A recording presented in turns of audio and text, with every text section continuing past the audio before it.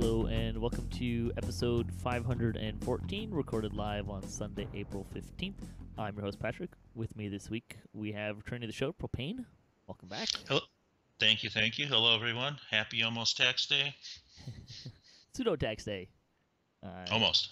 Well, technically it would be today, except it's on the weekend, so... And it's only if you're in the U.S. I have no idea what other countries do for tax day.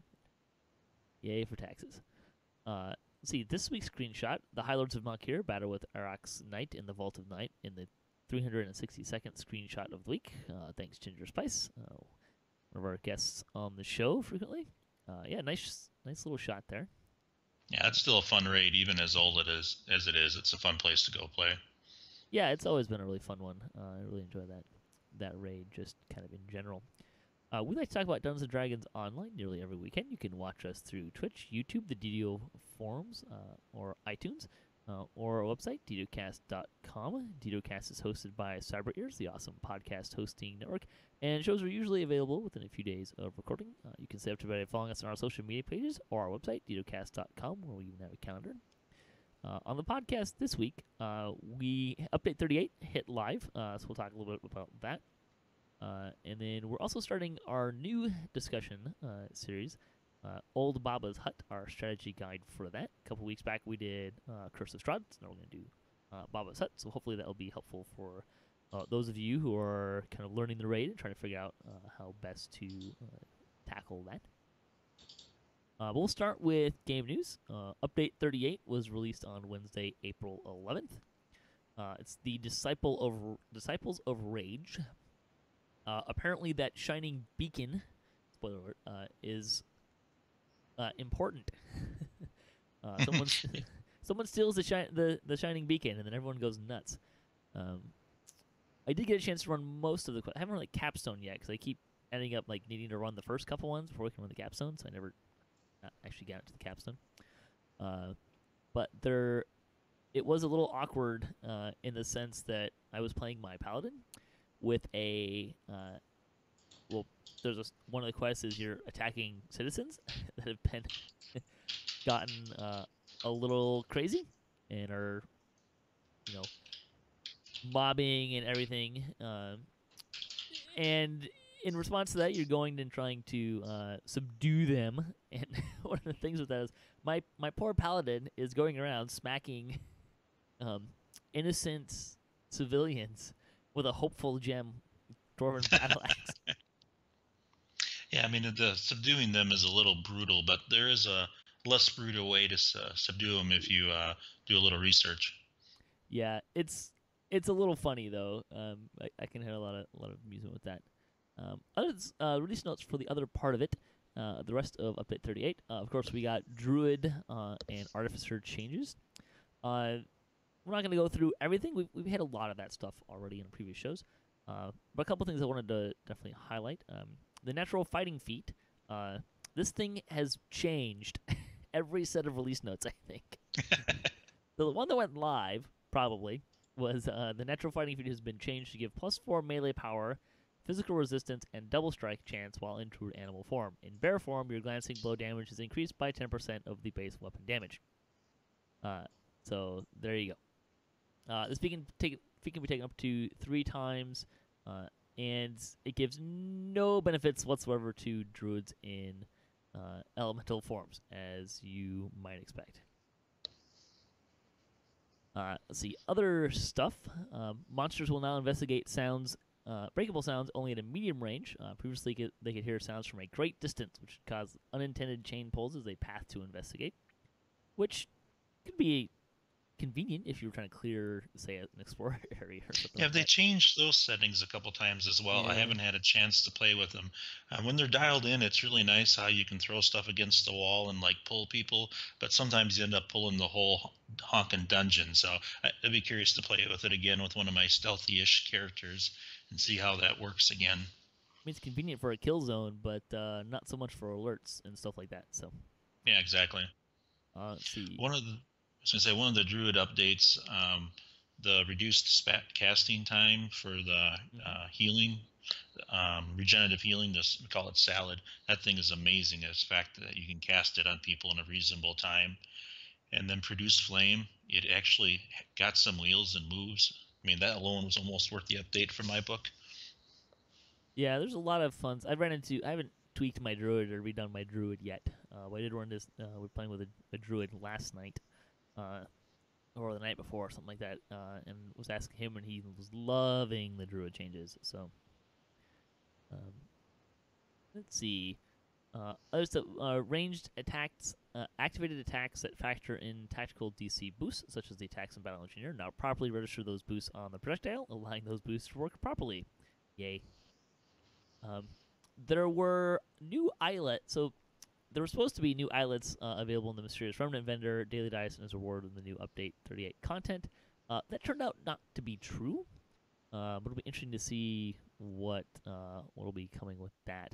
That's for creature companions, so you'll be able to have give your creature companions fancy eyeballs, not just yourself. I like the fact they keep going with the cosmetics. They're kind of fun. It doesn't add the power creep to the game, but little fun things and keep a little cash flow going back to standing stones. Yep.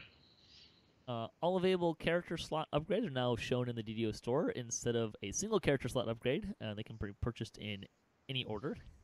That's convenient. Although I'm not really sure why that matters. Yeah, I don't know if there's a difference if you transition between premium and pay to play, really. or yeah, I have no idea why that matters character either. slots, but the fact that I'm not sure how buying them cares if it's, I don't know. You can purchase them in the order now. Have at it. Yeah, I also know I'm full, so it doesn't matter for me. Let's see. On the note of probably not enjoying the changes, monks had their power toned down, so the melee power and was taken out, or much of the melee power was taken out of Henshin, Mystic, and Shintao. I think it comes out to a lot. I don't remember what the numbers are anymore, but it's 7 per 5 cores, and another 10 out of Henshin Mystic, plus another, I think, 15 out of Shintao. So a significant amount of melee power reduced for monks. Yeah, and I know they added it back, or some of it back, in the Epic Destinies, but They I know did. I feel it's not really intended as like a trade-off, though. Yeah, I feel for the first lifers and the guys doing their Epic Destinies for the first time, because you got to grind through that without having the max Destinies unlocked, and that first trip through is going to be a little rougher. Yeah. Yes. Let's see. Other stuff. Stand and be judged and divine consider now has a shorter animation and can be used while moving and works more reliably. That's nice. The primal avatar's tree form now properly animates when using cleaves and other special attacks. I have not really noticed that tree form to really seem to animate correctly regardless of what I'm doing, even just for standard attacks, but there you go. Yeah, I hope they have some chance to go back and tweak that a little bit, because I know it was low on their priority when they were doing the druid changes, but I still think that needs a little love. Yeah, a little love would be great. Let's see, other stuff. Rune armors make charging and firing sounds again. There is now an option in the audio category to disable your rune arm sounds. When enabled, rune arms no longer make charging or firing sounds, as you would expect. It's the little things, right? People are really happy that rune arm sounds are back. See, they worked on the Echo of Ravenkind. It's an item out of the Baba's Hut raid. We'll be talking about that raid in our discussion shortly. The Echo of Ravenkind should now make your equipped weapons good aligned, which is kind of a big deal. And the Echo of Ravenkind's improved deception should now function. Note the word should. Which is very nice too. Yeah, should. We'll find out, I guess. One of my guildies kind of pointed it out. Like, the word should. Not exactly confidence inspiring there. Yeah, in release notes, you should hope not to see that very often. Let's see. Tomes that come with an ability score upgrade bundles are now properly bound to account going forward. That's nice. The Cry Battle set now works on hirelings, pets, in addition to summon charmed creatures. The Wild Grove ship amenities bonus to ability scores now applies to hirelings and pets in addition to summoned and charmed creatures. And the Sellswords Tavern ship amenity no longer gives out ability score bonuses to hirelings. It now gives plus 4, 8, 12 PRR and MRR to hirelings, pets, and summoned and charmed creatures. There were some questions about the first time this, I think, was kind of stated. It gave people a lot of question marks, and people were concerned that it was a nerf. What they did was the Wild Grove and the Sellsword's Tavern amenities basically did the same thing, but to different groupings of creatures. So one would do only summoned and charmed creatures. The other one would only do hirelings and pets. Now they do other things to both. So it's actually just a buff. Because now you get some PRR and MRR, which is pretty nice. Yeah, it clarifies it too a little bit. It's a little simpler now once you look into it. Let's see, the death... I like this one. This is kind of funny. The death or dismissal of your Scarecrow hireling should no longer cause your Druid or Artificer pets to dismiss themselves. Oops. It's just sometimes it's just kind of funny to see notes like that. It's probably the most humorous one in this bunch. So, well, I mean, there's such a spaghetti mess in any big computer code, so it's always interesting seeing what threads connect what to others. Let's see, recalling from the Ravenloft landscape after using one of the tavern transport NPCs now correctly sends you back to the Ravenloft Tavern you came from instead of House Tarasco. Yay. The Blue Water Inn exit sign now has the same options as the other ones as well. And I believe they added back to your guild ship option, that at was least in one of those areas. Actually. Oh, that was before? Okay. That was a previous update. Let's see, dungeon-only effects should no longer be lost when using intra-dungeon portals and will now be properly removed when exiting the dungeon to a landscape. Let's see, the Fresh Baked Dreams quest now has fewer wisps and wolves. Not crying about that. Yeah, the magic missiles out there are sometimes brutal. Magic missiles in Ravenloft in general are brutal. Anywhere you can find some of those will-o-wisps, they hit you pretty good, especially getting one of those champion ones.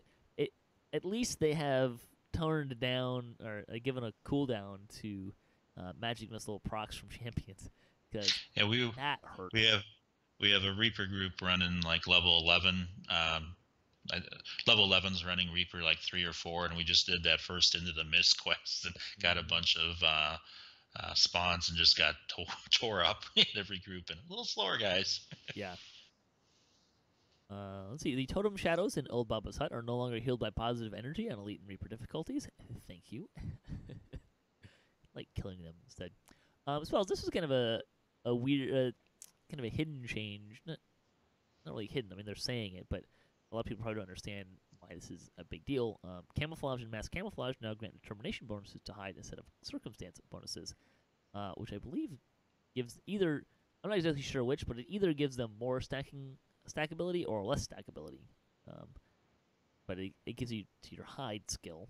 These bonuses to your hide skill, which is important because there's a legendary feat, one of the Scion feats, that gives you damage based on your hide skill. So. Oh, I didn't think of that. That's an interesting buff. That's, again, I'm not actually sure if it going from determination instead of a circumstance bonus gives it stacking with more things. My sense is it probably does, because determination is a less common bonus than circumstance, but I'm not really sure which one it is.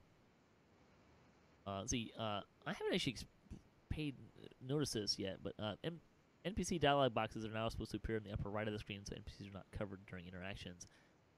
Either it was not really moved noticeably, or it's not moved at all. Yeah, I haven't noticed that either. Let's see. And if you were a druid with one or more druid levels, you got a +3 heart of wood in your inventory. Woohoo! Yeah.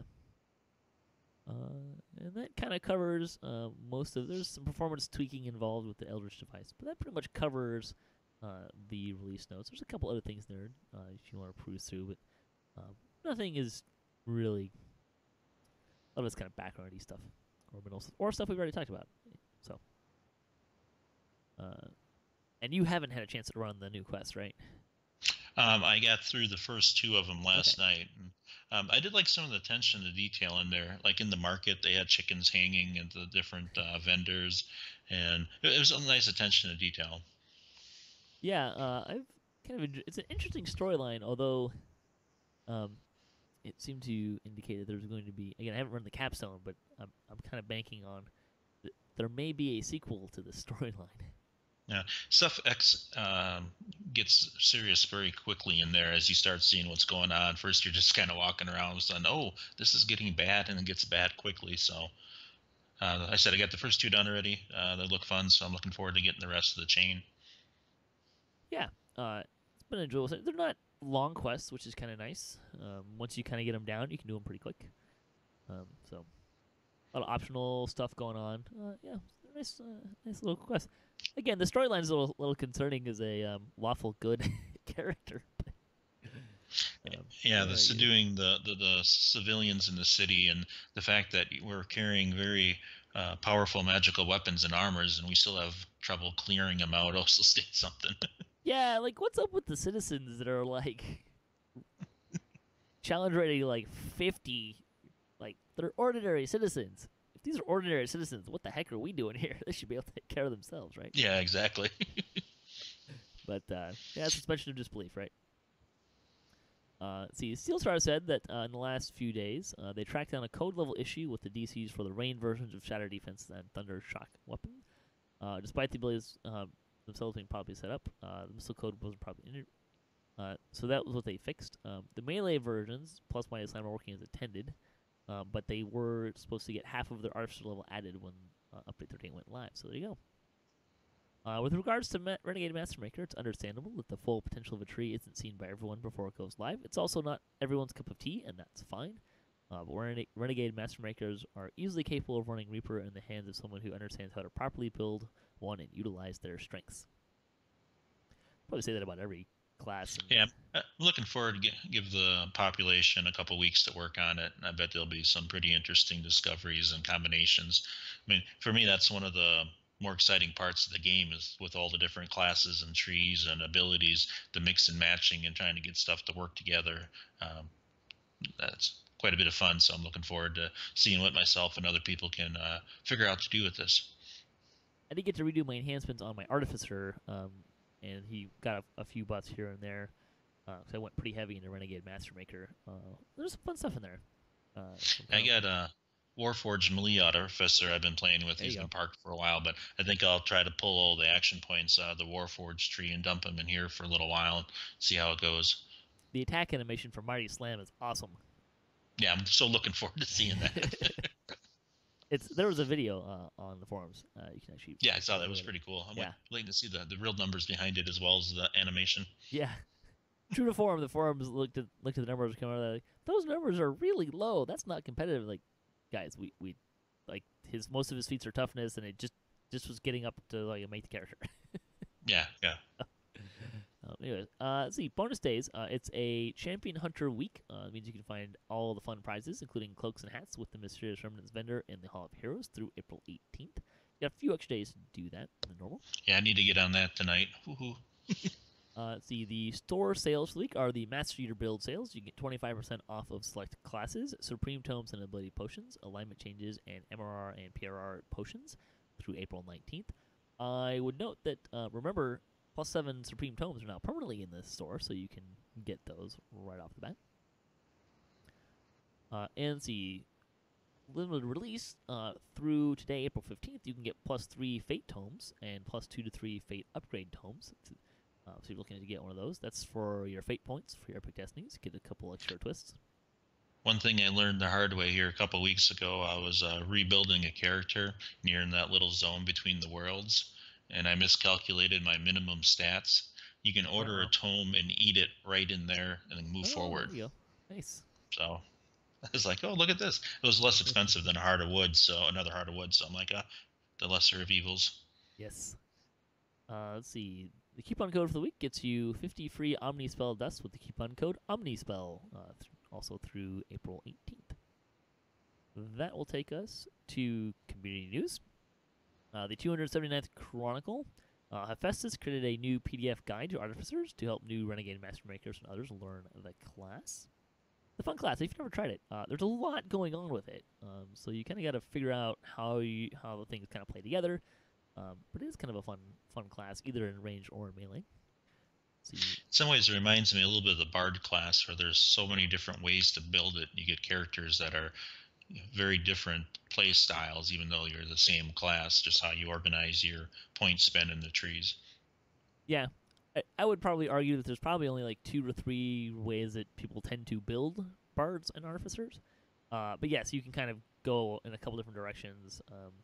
The Master Maker tree will probably actually give people more options in that sense, because you can get a lot more healing out of it now, and just the melee is a little bit more powerful.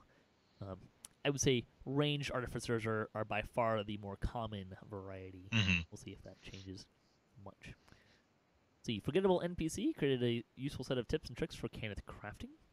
Grimoire had the final word on running the pit. Let's see, the guild for the week. The Xanthar Guild is a small guild on Kenneth and is very active and always runs quests at least on Elite. The guild has a Kraken airship and more. Find bad skills in game if you want to learn more. The comment for the week, and I apologize for this, is what is your best druid pun or joke? I can't come up with one. I'm just completely stumped. Well, I guess you're just going to have to bear with us because neither of us have a good one.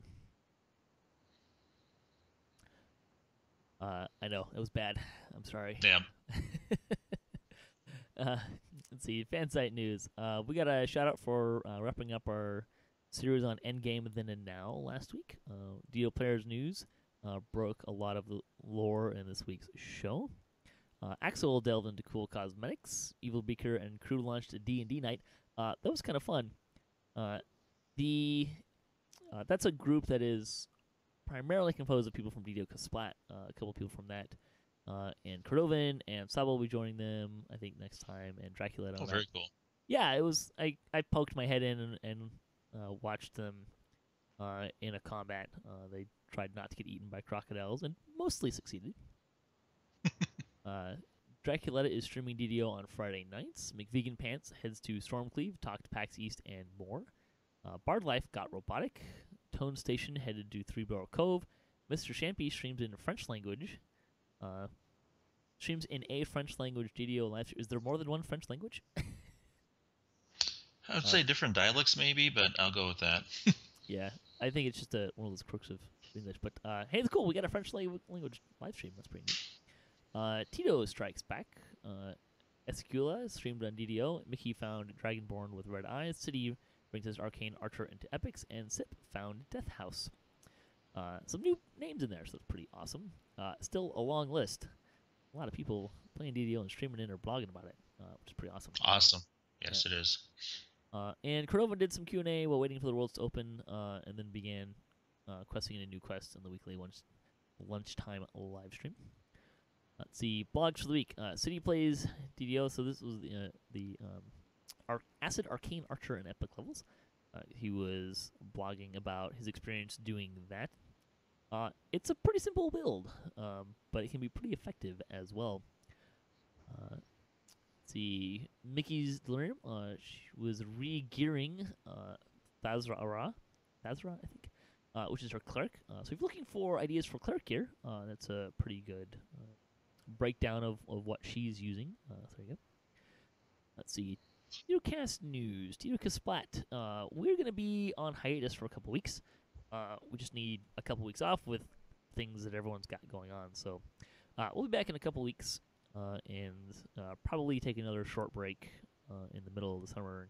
We'll kind of play it by ear. But darn real life getting in the way of gaming and such. How dare it? Yes, real life is definitely getting in the way of gaming. Mostly my real life.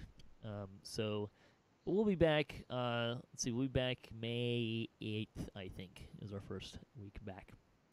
But if you follow us on Twitter at DDOCast, it'll be kind of the best place to find out when that's going to be coming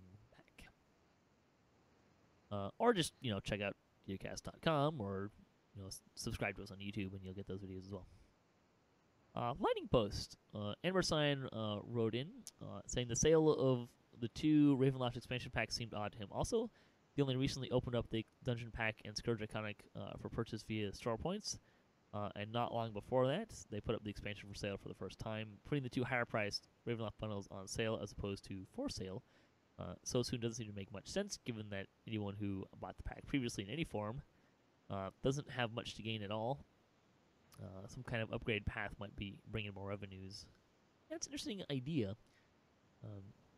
I'm not sure what the capabilities of doing that are for the bundles. The other expansions didn't do that either. So he said, "Here's his take." Yeah, Oh, go ahead. I was just saying, I'm not sure what if there's really a right or wrong way to do that. I like the fact that people prepaid, got some stuff early because they paid a little bit of premium for it. But now I think it's in the best interest to get as many players having those packs as you can, so you get the most people playing and running it continuously. Yeah.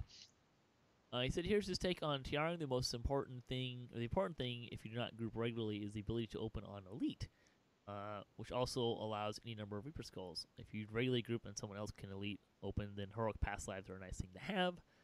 They can add some power to your character, and there's some past lives that you should target depending on your intended build or role for a particular character, but they're not required to play even in Reaper levels. He will suggest that a person use their free Lesser Heart that comes with every new character immediately. This will move you from a 28 point to a 32 point build, which is the largest delta between TRs, and the next two TRs will take you to 34 and 36 points, respectively.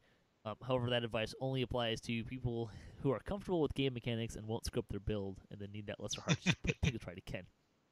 Fair point. Yeah, that's something we completely did not consider is opening on Elite. That's definitely a great point as well.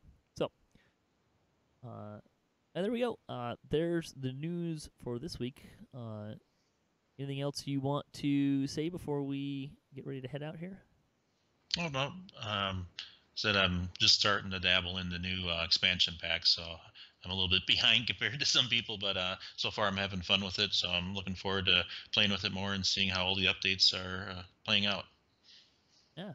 So thanks for listening to the show, especially the folks joining us in the chat room today, and commenting on my terrible bear puns. Thank you. Let's see, and thanks to Propane for joining me this afternoon. Thanks to all the other contributors for DDOCast and to Sanderson Games and Wizards of the Coast, and also to Cyber Ears.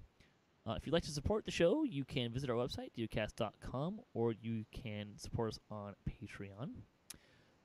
If you have a DDO-themed webpage or you Twitch DDO and you would like that to be featured on our website, DDOCast.com, shoot me an email or post a comment or something like that. Get in touch with me. I'd be happy to do that for everyone. You can also hit us up at DDOCast.com for our show notes, MP3s, our calendar, previous shows, swag. Sorry, not swag. Still working on swag. I have no ETA on when that will actually return. But still visit DDOCast.com. If you'd like to be a part of the show or have a comment on this episode or a question you'd like to hear us answer, maybe there's a topic you'd like to hear us discuss, or you just want to say hi, you can leave us a comment or email us at ddocast@gmail.com. You can also find us on social media and follow us for the latest cast updates. Our closing tip for the week comes from Cataron II on Orion. Is equip a spell point item before entering a quest, and when resting at shrines, and use the extra points for buffs, then swap out for combat.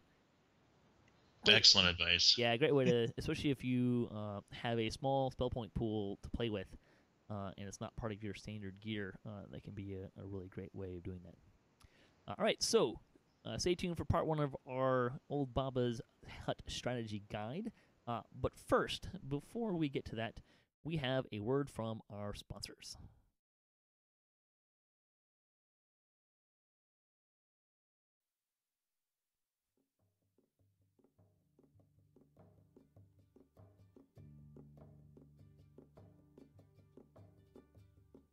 This is Billweather Bill with Stormreach Tours, the premier touring company of Zendrick. Same company that produces a daily reenactment of the Devil Assault in the Market Barracks, a reminder and tribute to the soldiers and adventurers that lost their lives. Are you looking for adventure in new and exciting places? We offer a full slate of travel options for adventurers of all levels in and around the continent of Zendrick, with something for every adventurer to enjoy. We are now offering new and exciting adventures to the land of Barovia through our brand new Barovian travel office. Travel through the mists to the foreign land of Barovia, a mysterious realm surrounded by lovely fog and ruled by Count Strahd Bonzarovich. Stay in the charming village of Barovia, located in the shadow of Castle Ravenloft, or one of the other local villages.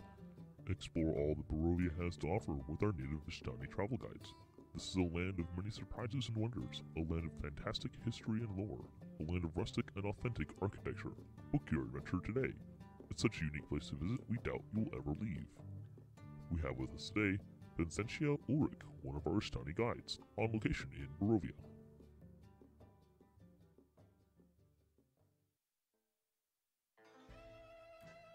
Hello, travelers and adventurers, and welcome to Barovia, and to Argynvost Hold, the stronghold of the great Lord Argynvost, and his order of the Silver Dragon. It may not look it today, but this mansion was once home to many knights dedicated to the protection of the Amber Temple and opposition to Count Strad von Zarovich. Their annihilation by the forces of Strad darkened the land, but their final stand lives on as legend. Even the reports of a silver dragon coming to their aid could not hold back the overwhelming forces of Strad. So dedicated were the followers of Argynvost that his most dedicated second-in-command, Vladimir Hongard, and a small number of knights live again as undead revenants, still dedicated to their opposition of Strad, consumed by their hatred. Although this once glorious mansion has fallen into a state of ruin, enter this place of history and lore to see the remnants of the wealth of Argynvost. See the man himself through the many portraits that still adorn the crumbling walls. Even in its current state, it is not hard to picture the former luxuriousness of this place. At the height of its glory, a beacon of light shone brightly across the valley and land of Barovia, from the top of the chapel tower, inspiring hope and strength throughout the land. We also will take you to the mausoleum of Lord Argynvost himself. Enshrined as a hero by the revenants of his Order of Knights, it is said that his head was taken by Strad as a trophy for his castle. Perhaps one day it will be recovered, and Argynvost Holt can be restored to its former glory as a beacon to the land of Barovia. Thanks, Vincentia. What an amazing place of history and vengeance. One of my favorite combinations, like grease and fire, or dirty and kobolds. Make sure to book this tour today to ensure priority access. And don't forget about our many other tour options. Visit the ancient Temple of Elemental Evil and its vast caverns themed to the primary four elements, or explore the excavations in the ruins of Thurnal, ongoing now for over 10 years. This is Bill Weather Bill with Stormreach Tours, where we put the adventure back in your questing. Don't delay, join us for your next questing experience today. Stormreach Tours is an equal opportunity employer and travel service open to all races and genders. All adventures are non-refundable after purchase. Stormreach Tours not responsible for pug quality, loot rolls, damage or loss of personal items or platinum, lag, and connection issues, or afflicting conditions such as, but not limited to, injury, mind control, rage quits, disease, curses, amputations, death, or undeath. Hey, welcome. We are continuing our series on the raids of Ravenloft, our strategy guys. We're talking about Old Baba's Hut today.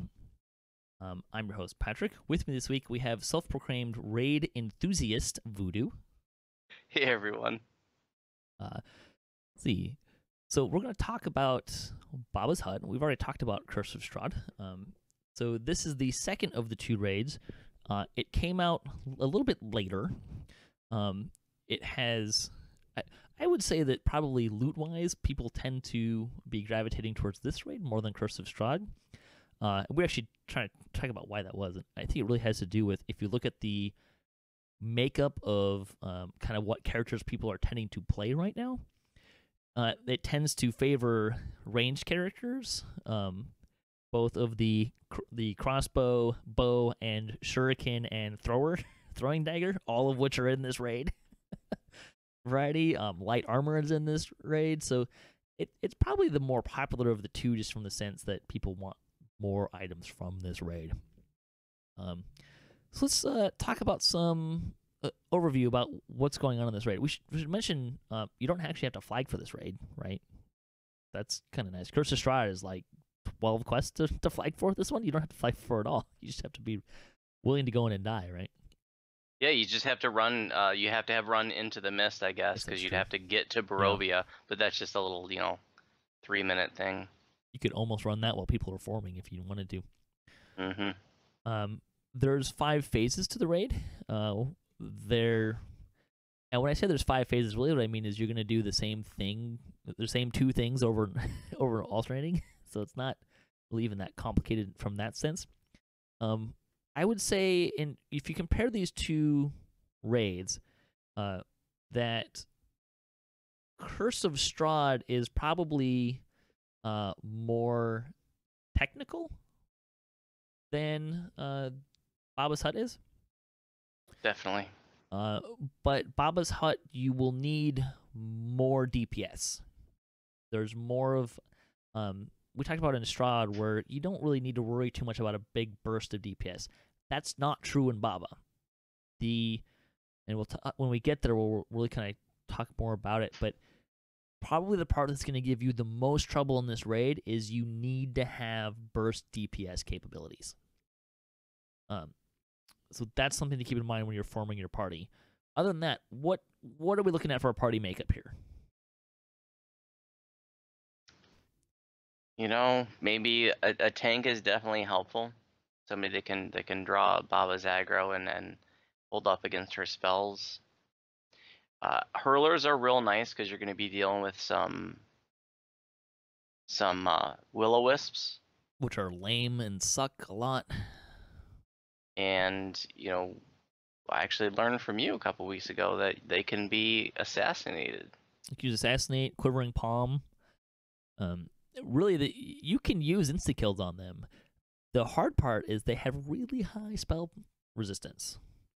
So you need to find something that doesn't get affected by spell resistance to really land on them. They have decent saves too, but... So... You can DPS them down, but if you've got hurlers, it's nice. I mean, that's what we always do is just, when we get to that point, just send the hurlers on the wisps and have everybody else focus on the other mobs. This will be fun because we've actually changed, my group's changed our tactics since we actually talked about shared tactics on this. So this will be kind of a little bit more sharing information live here. But the other thing with the wisp too is the Bard freezing cleave works really well. I've seen that used pretty freely. You can paralyze them with paralyzing arrows if you have that as an option. So there's some stuff there that you can use as well. Yeah, Mistwalker is saying Tomb of Jaded, stuns. Yeah, all these things that can affect them. You can't trip them because they float. But there's a lot of different ways you can help kind of deal with them and make them easier to kill and less of a pain in your butt. Because they do a fair amount of damage pretty quick if you're not careful in terms of their... There's a part of that I think is a bug, which I'll... we can talk about it now. They both Baba and the Wisps use similar attacks, but it's a lot of dots and Cyclonic Blast, which I don't think it's correct, but Cyclonic Blast is not affected by MRR and it's not affected by evasion.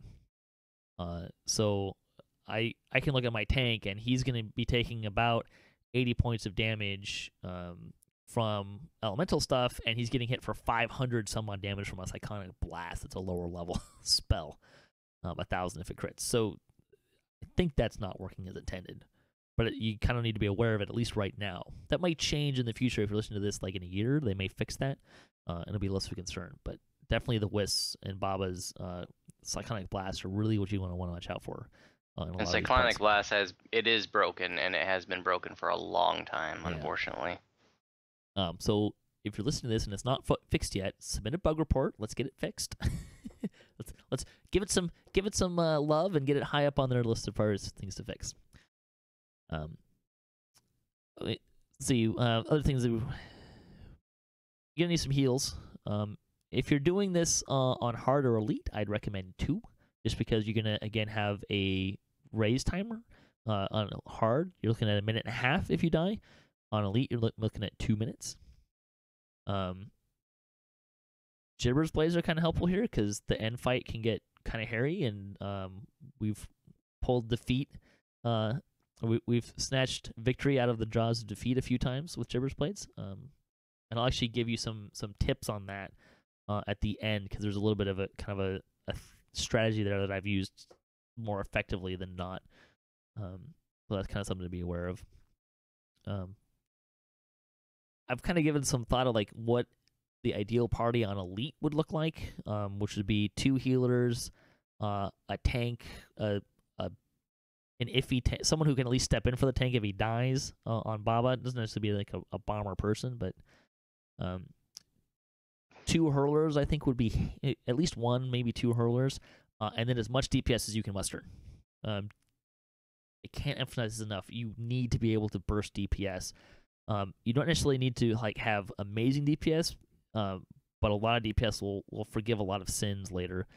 If your DPS is kind of suspect, you really need to control when you're going to burst that DPS, and we'll get into that in the last phase. Okay, all that stuff set up. Some buffs you might want. Resist energy is really helpful in here. There's a lot of energy stuff from the Wisps and from Baba. That's kind of really I haven't really noticed. I'm sure there might be some energy drain stuff occasionally, but I haven't really noticed it. Is there anything else that really strikes to you as something you gotta have buff wise? No, nothing comes to mind.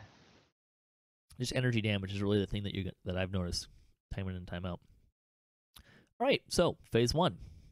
You can see in the lovely picture that I'm providing, if you're looking on the video of this, there's Baba's hut, and there's Baba. Baba's going to float around in a floating skull, which is actually a pretty neat graphic. Looks pretty cool. The first phase, you only have those 2 things to deal with. The hut, you may notice, looks kind of like a spider that's on the ground. It actually gets up and moves, which the first time you see is pretty cool. Yeah, it is. They did a cool job on that. I think I actually went in there and, like, not really knowing to expect that. I think I kind of did, but not really, and got up and started moving around like, oh, well, that's kind of neat. So what's the hut do? You want to talk about that? Yeah, the hut hates you. So, seemingly randomly, if there's any rhyme or reason to it, I don't know. None. So the hut just sort of picks somebody that it hates, and you literally get a buff in your buff bar that says the hut hates you, and the hut is just gonna be all over you.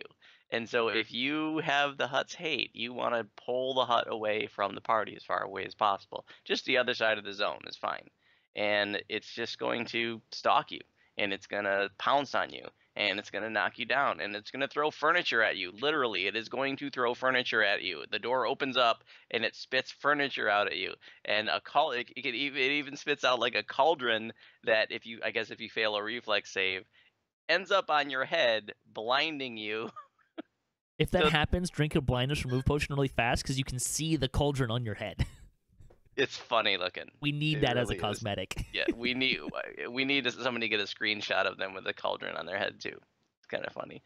But then without rhyme or reason, the hut will just lose interest in you and then run to somebody else. And so the hut doesn't seem to do a whole lot of damage. I mean, can't think of a time I ever saw anybody die from the hut. The hut is just like an aggravating factor. It's basically going to occupy one person's time. It's going to take one person away from the party. Yeah. If you're not paying attention, the HUD will go to the, the reason why I said pay attention to that buff icon, because when that leaves your buff bar, you should let everyone else in your party know, because then they will look at their buff bar and see, oh, the HUD hates me, and they'll go away, as opposed to what happens more often than not is the HUD comes over to the massive group of people fighting Baba, knocks them all on their butts, and starts squishing a bunch of people. Yep. Right? Because someone's not paying attention, that they didn't know to look, or so pay attention to the HUD aggro. It is kind of important to kind of pay attention to that. You can actually, if you invis yourself, the HUD can't find you, and it just kind of freaks out and just kind of stomps in the same area. So you can kind of work around it a little bit that way. I don't know how long that'll last.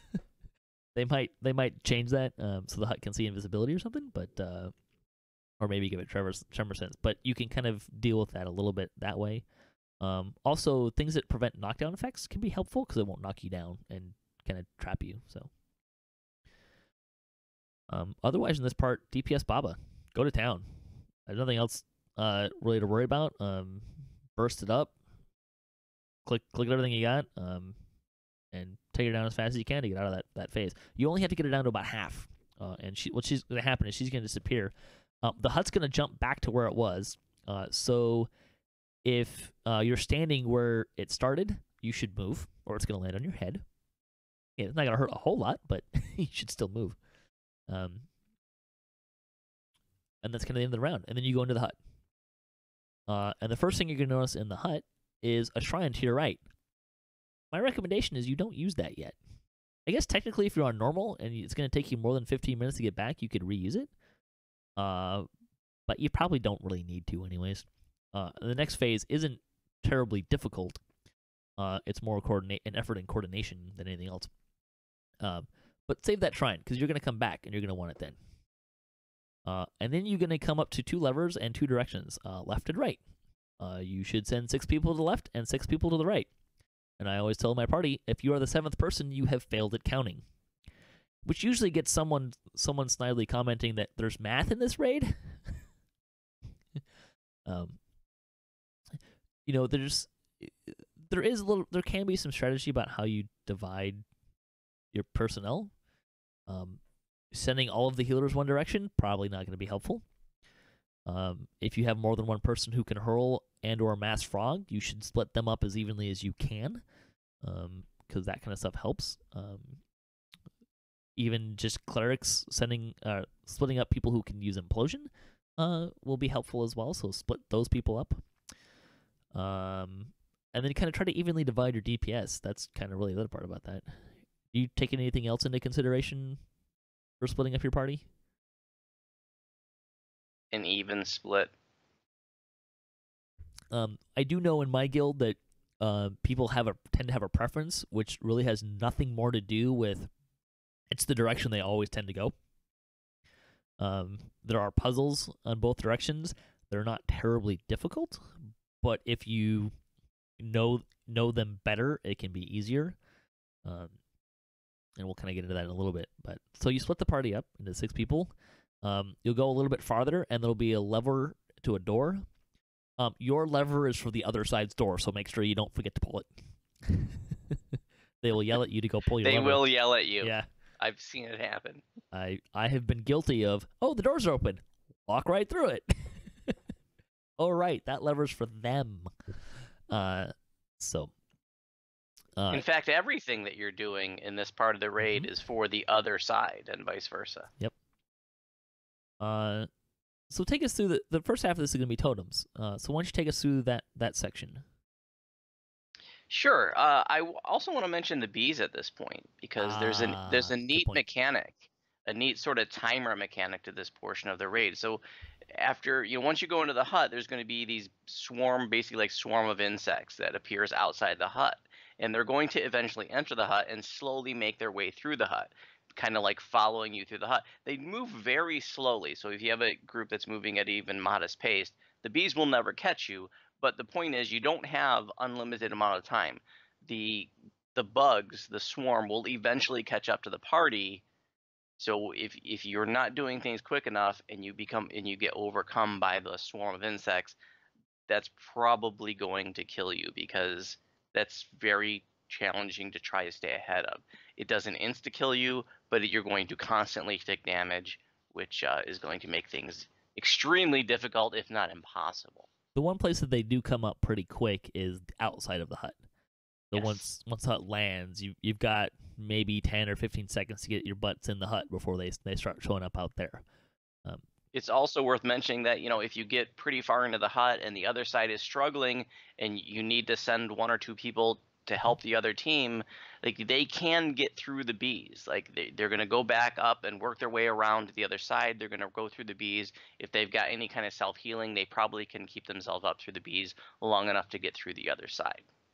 So you can switch sides even if the bees have come into the hut already. You just want to do it swiftly and make sure that you're not low hit points without some heals. Yes, good point. So what you're doing here at this point in the raid is there's going to be like these totems. There's going to be some shadow trash mobs, and the totems can be hurled. So it's really helpful to have a hurler on each side. They can also be And mass frogged.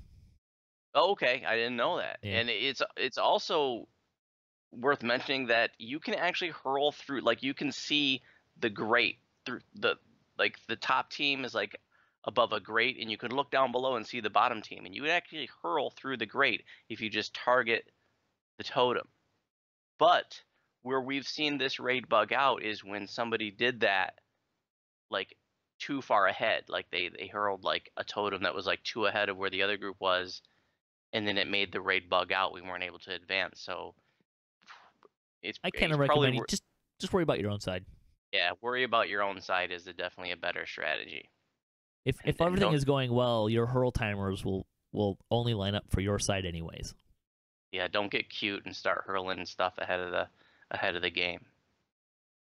So you're dealing with shadows. If you don't have hurlers to take out to basically insta kill the totems, then you're just going to DPS them down. It's not a big deal. Hurler or a mass frogger isn't necessary here. It's just going to take you 15 seconds to beat down the totem. It's not a big deal.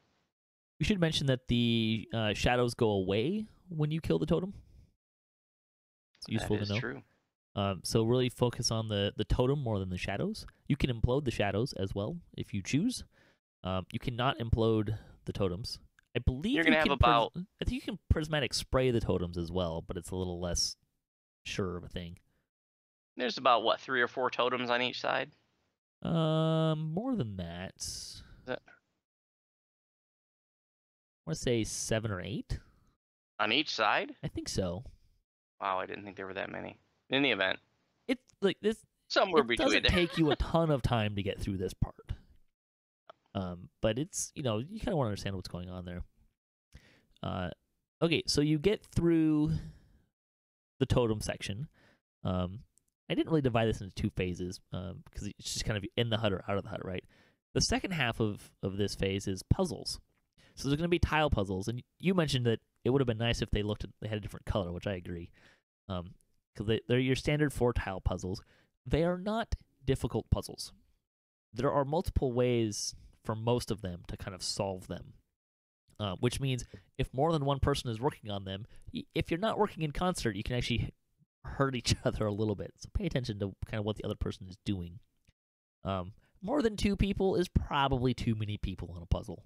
Just kind of putting that out there. There are some tiles that don't move. They're gray, except under special circumstances, which we'll mention. But the other part about this that's important to know is there's going to be 3 to 4 scarecrows. Non-red name, just standard scarecrows. You cannot intimidate scarecrows in this raid. The only thing you can intimidate in this raid are the wisps, the shadows, and Baba. That's all you can intimidate. But in order to turn the tiles on the puzzles, all of the standard scarecrows must be dead. So it really becomes an issue of coordinating and timing your kills, right?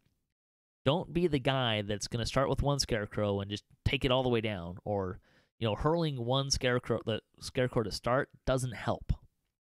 I've also noticed, I don't know if you also have this sense, but it seems to me that they come back faster if you instant kill them.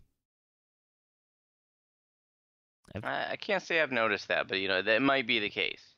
But they like respawn. They respawn, that's the important point. There seems to be kind of a variance in how fast they respawn too. It's not like a standard thing all the time. But now, if there's 1 left, by all means, hurl that sucker. Right? Like that's a great time to do that. But leading with it's not so great. Implosion works on the scarecrows, which can be helpful. Mass frog works on the scarecrows. I think prismatic spray also works on the scarecrows. But the important part is you want to kind of maximize your time. So especially if you're like a melee or a range, try to work on whatever's got the most hit points left, right? Like don't just focus on one. Kind of keep an eye on the other ones and try to get them down roughly at the same time. Once that happens, you can start turning tiles.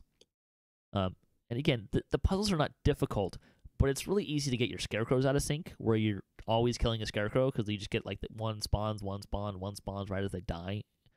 So if you need to, stop killing the scarecrows and let them all spawn and then try again.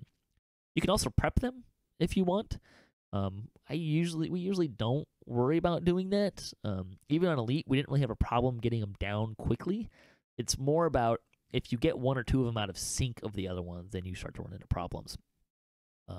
And I do know people who have failed this raid because of no other reason than one side couldn't figure this out, right? Kill the scarecrows I believe together. it, yeah. If you got a disorganized group or a low DPS group, this part can become incompletable.